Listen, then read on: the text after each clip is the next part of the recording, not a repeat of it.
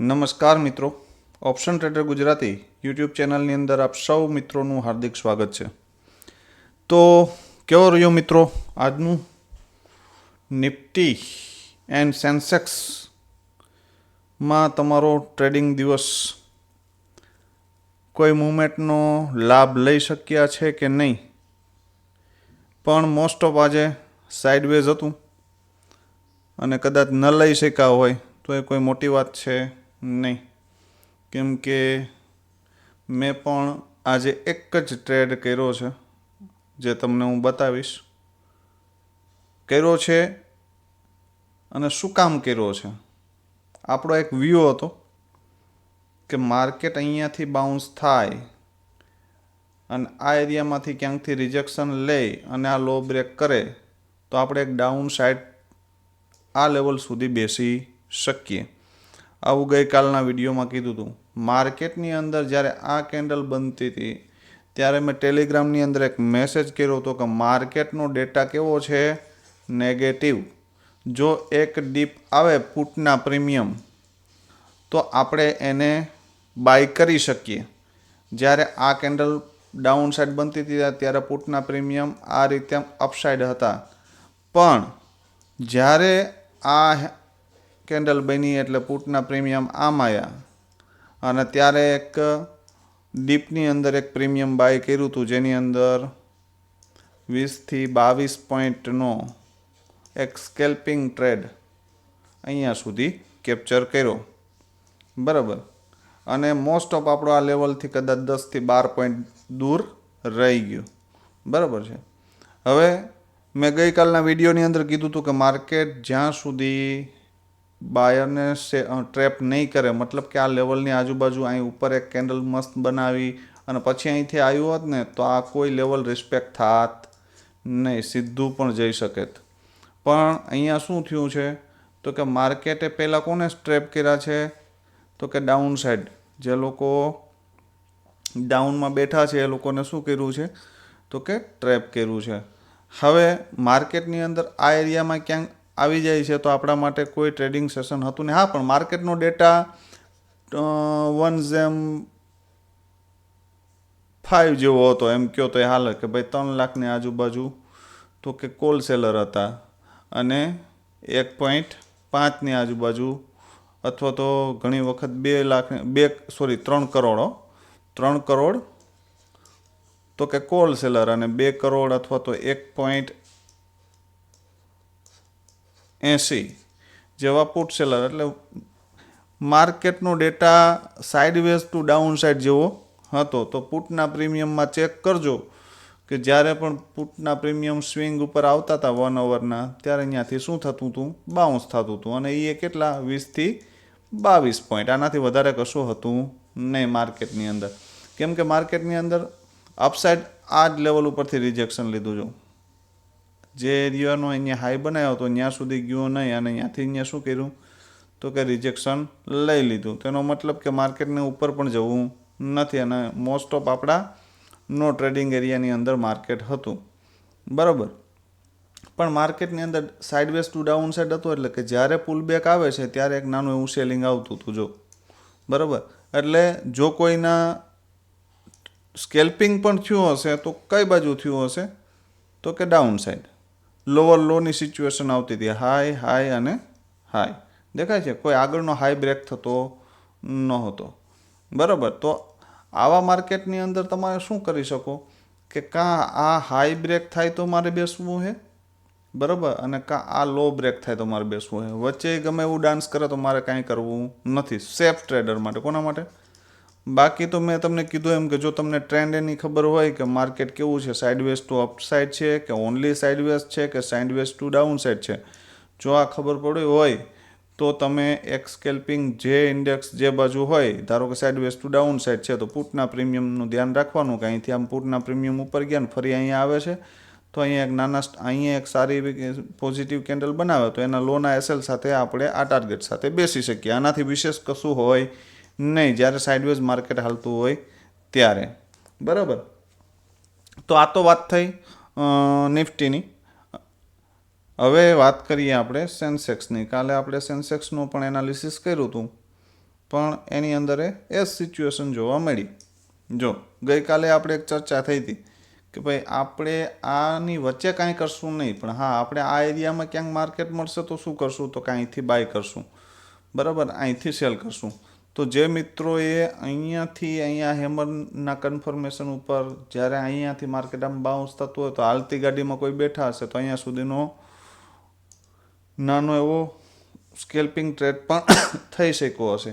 બીજી વસ્તુ કે આ કેન્ડલનું ફોર્મેશન જ્યારે ડાઉન સાઇડ થયું, ડાઉન સાઇડ બ્રેક કરીને આ રિટેસ્ટ આવ્યું, ત્યારે આ એસએલ સાથે જે મિત્રો બેઠા હશે એને પણ એક આ સ્કેલ્પિંગ ટ્રેડ મળ્યો હશે.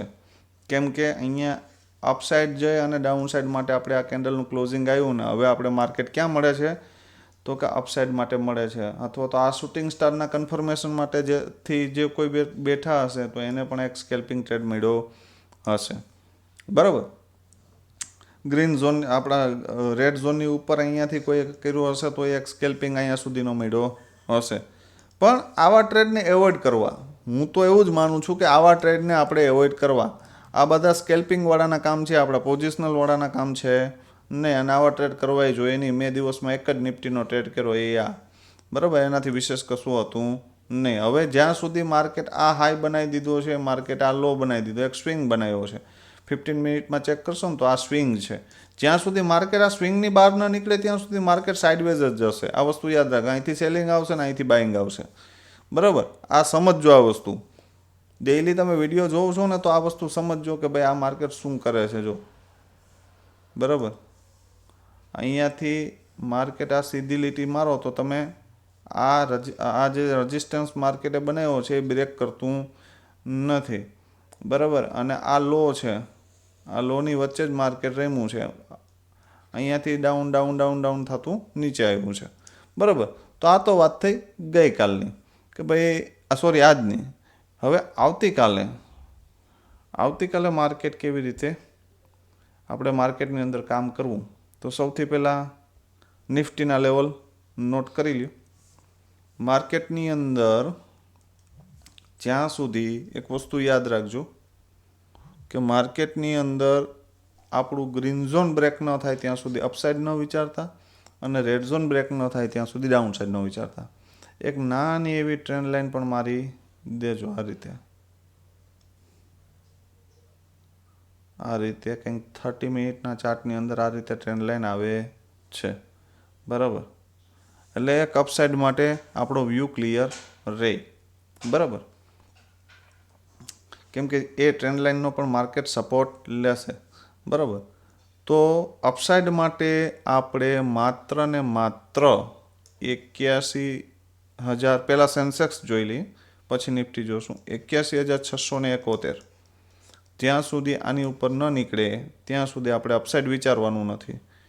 અને આની ઉપર નીકળે તો 81,671ની ઉપર જો નીકળે તો 81,949 અને 82,311 અહીંયા સુધી માર્કેટ આવી શકે. આનાથી ઉપર નીકળે તો 311ની ઉપર એક લેવલ છે જે મોટું છે, પણ આની ઉપર કન્સલેટ કરીને પછી બ્રેક કરશે તો 82,756 સુધી માર્કેટ જઈ શકે, બરાબર. આ થયા અપસાઇડના લેવલ. ડાઉન સાઇડ માટે 81,393ની નીચે જો માર્કેટ નીકળ્યું હવે તો 81,190, 80,860, 80,637 અને જો આ લેવલ પણ બ્રેક થાય, આ સ્ટ્રોંગ સપોર્ટનું કામ કરશે પણ છતાંય થાય તો 80,470 સુધી માર્કેટ આવી શકે. 1,000 પોઈન્ટ ક્યાંય જશે નહીં. અને એનાથી નીચે પણ એક લેવલ છે, બરાબર, 80,204. આ બધા લેવલ આવી શકે જો ડાઉન આવે તો. બાકી અપસાઇડ માટે હું આનાથી વધારે કંઈ વિચારતો નથી, બરાબર. આ તો વાત થઈ સેન્સેક્સની.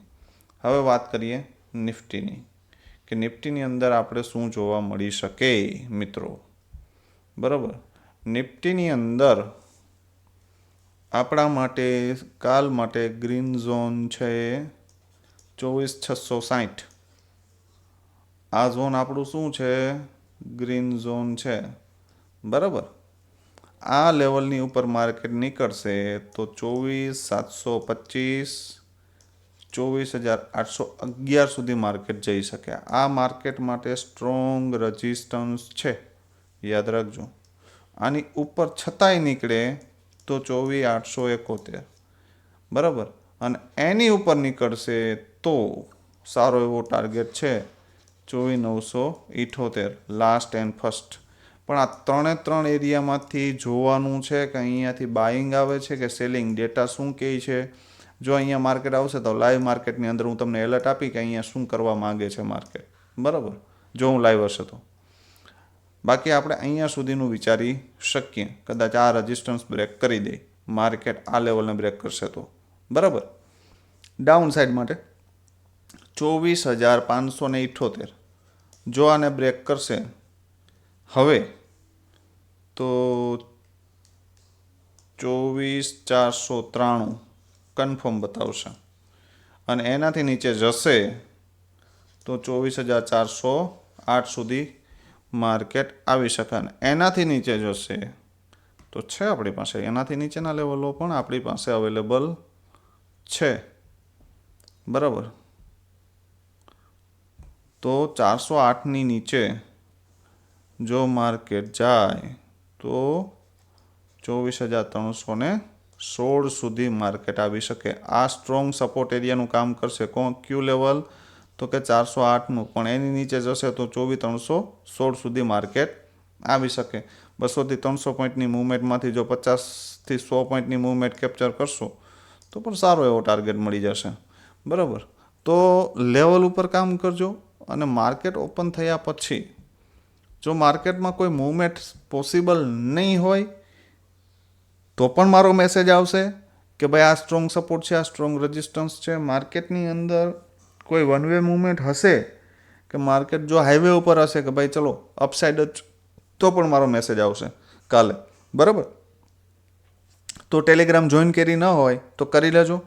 અને વિડીયોને જો લાઈક કરવાનું ભૂલશો નહીં, કોમેન્ટ કરવાનું ભૂલશો નહીં. તમે બધા મિત્રો વિડીયો જોવો છો ખરા, પણ કોઈ જાતની કોમેન્ટ આવતી નથી. તમે કંઈ નવું શીખવા માગતા હોય તો પણ કોમેન્ટ કરજો. આ વિડીયોની અંદર આપણા લેવલ વર્ક કરે છે કે નહીં તે કોમેન્ટની અંદર જણાવો તો અમને પણ કોન્ફિડન્સ આવે કે ના ભાઈ તમને કંઈક સમજાય છે, અમે જે સમજાવીએ છીએ એમાં તમને કંઈક ટપો પડે છે. આપણી હાવ દેશી ભાષામાં વાત કરીએ તો, બરાબર. કંઈક સમજાય છે એવું ક્યારે ખબર પડશે? કે જ્યારે તમારી કોમેન્ટો આવશે તો.